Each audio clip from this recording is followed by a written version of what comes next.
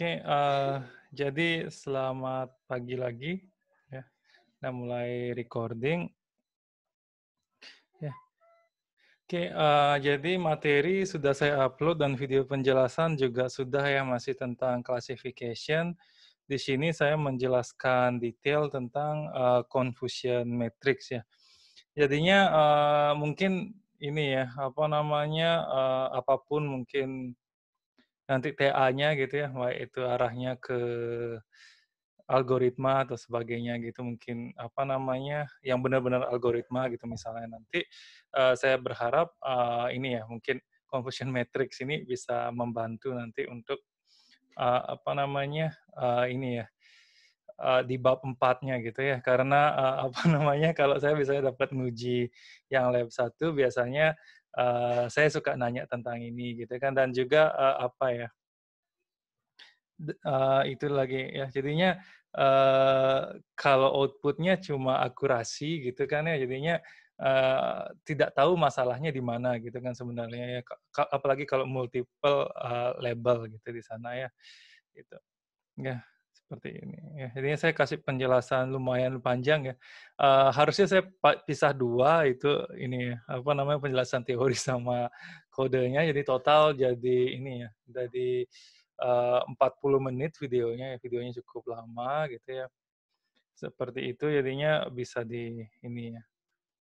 Jadi, mencari conversion matrix ya cukup sederhana ya di sana. Jadinya kalau false positif ya, jadinya yang sumbu X ini, kolom ini adalah kelas yang sebenarnya, dan sumbu Y adalah yang ditebak gitu ya. Jadinya yang apa namanya, sebenarnya bukan A ya, tapi dikira A gitu ya, yang ini ya kalau sumbu X. Terus yang B, yang yang Y ya ke bawah, yang sebenarnya A tapi disangka bukan A ya, itu false negatif gitu ya. Dan sisanya kalau merujuk ke A adalah true negatif ya. Baik true negatif yang benar maupun true negatif yang salah gitu ya.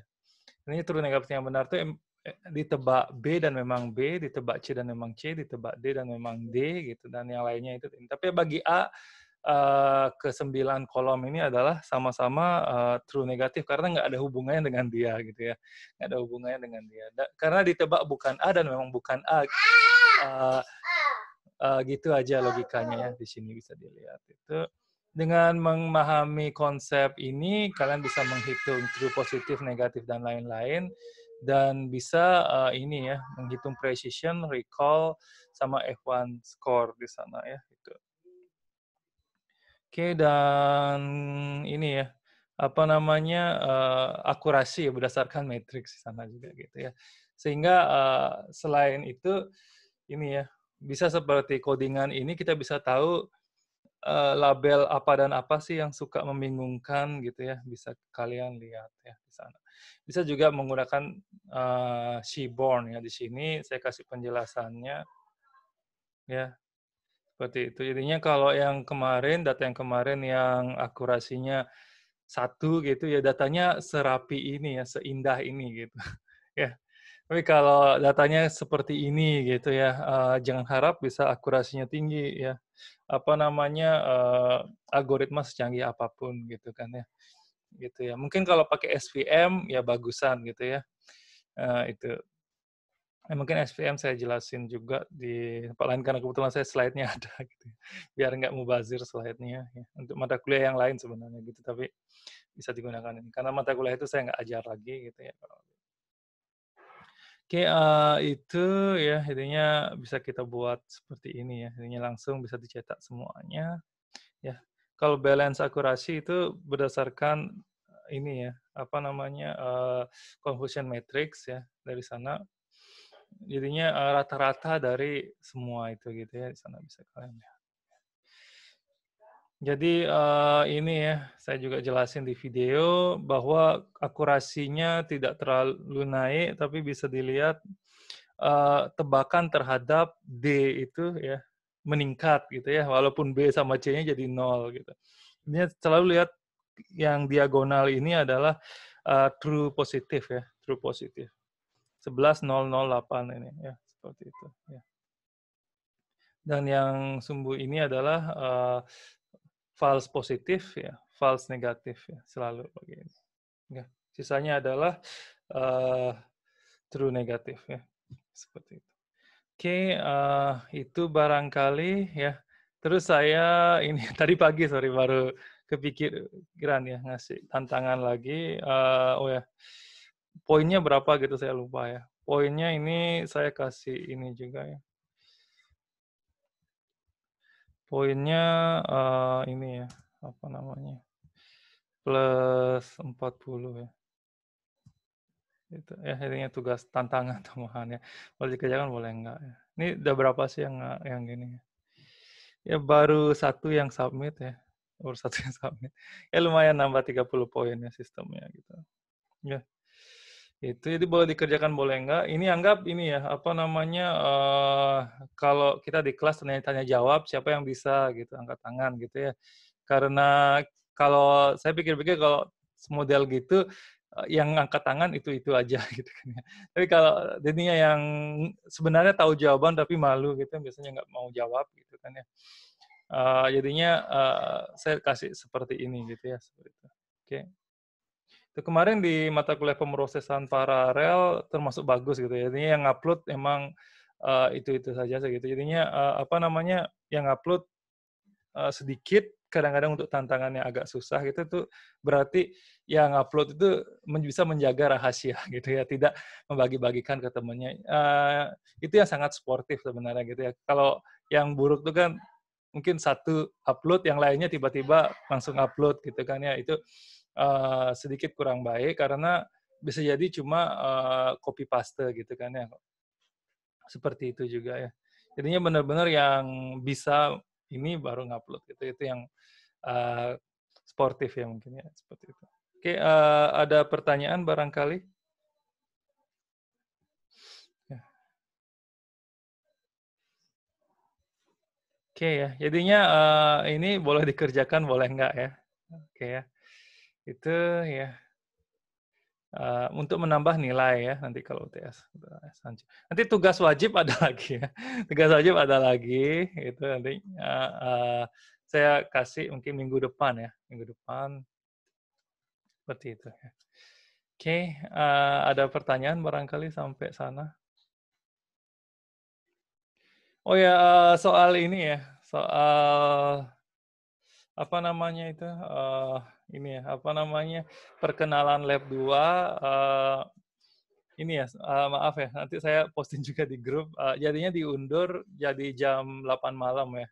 Jam 8 malam karena ada dosen yang berhalangan gitu ya, supaya semua bisa kumpul ini jam 8 malam ya, di hari yang sama ya, Kamis ini. Ya nanti link Zoom-nya saya share di grup juga, terutama angkatan 2017 dan sebelumnya gitu ya. Siapa tahu ada angkatan ini ya, apa namanya 2016 gitu di sini gitu. Saya kurang hafal gitu ya.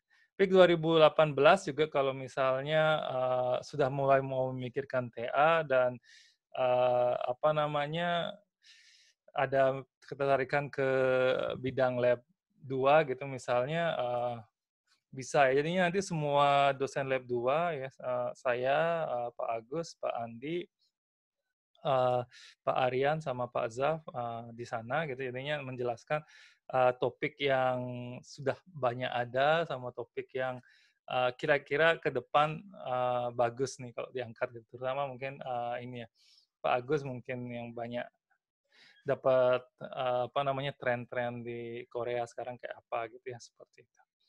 Ya, mungkin yang mau apa namanya tentang drone atau apa gitu intinya apa namanya ini ya jadinya kalau yang kuliahnya Pak Agus sekarang itu dia tentang penerapan teknologi gitu ya, penerapan teknologi. Jadinya walaupun teknologinya sederhana gitu ya, tapi kalau bisa diterapkan di masyarakat dan bisa berkelanjutan, itu nilainya tinggi gitu ya. Seperti itu mungkin TA kita juga bisa diarahkan ke sana gitu. Kalau yang ada sekarang kan ini ya, penelitian di Indonesia tuh banyak TA-nya itu, TA-nya canggih banget gitu, tapi setelah selesai TA, selesai gitu ya. selesai jadinya nggak pernah diterapin di masyarakat, dan nggak pernah bermanfaat gitu. Itu yang, banyak ada gitu kan ya. Jadinya, negara maju seperti Korea itu kalau apa namanya, ini ya dan Jepang juga kurang lebih banyak gitu. Ini banyak teknologi yang sebenarnya sederhana tapi, bisa digunakan di masyarakat gitu ya, masyarakat. Jadinya, itu yang mau kita, coba di lab 2 ini kedepankan karena arahnya kita emang, lebih ke masalah teknis gitu ya di sana ya.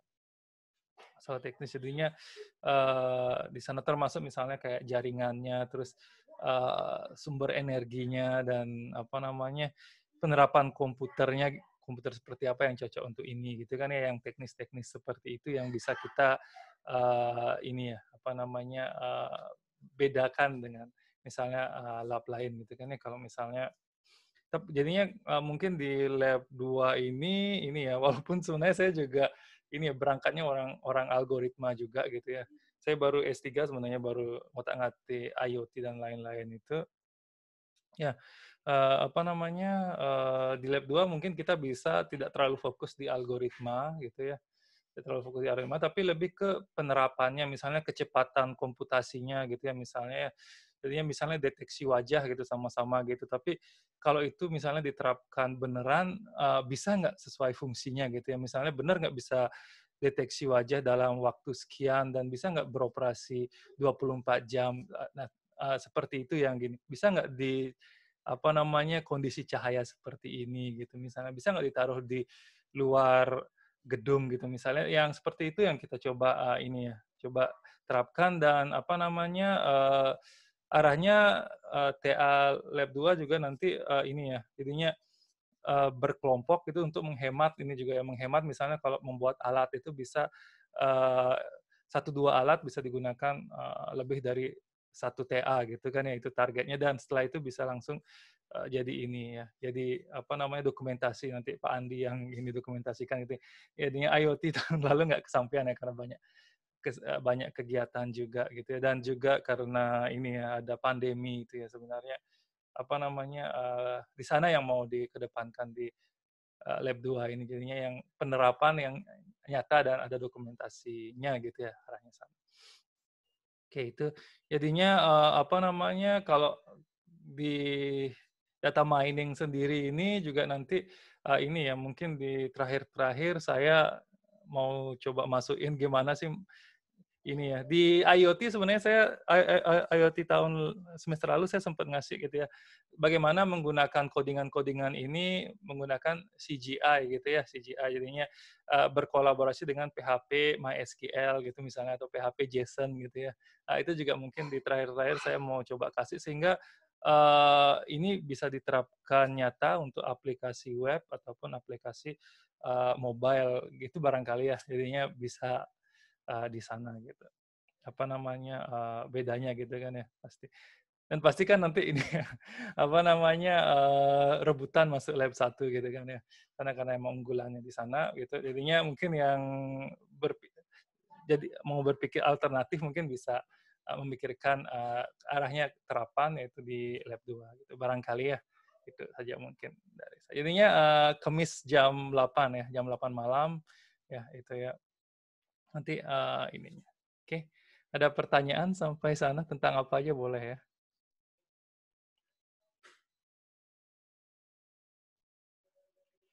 Oke, dari chat juga boleh kalau tidak suara, ya. Oke, kalau tidak ada, ya, saya cukupkan sekian barangkali, ya. Jadi, terima kasih ya, sampai minggu depan ya. Ini bisa dikerjakan ya nanti ya.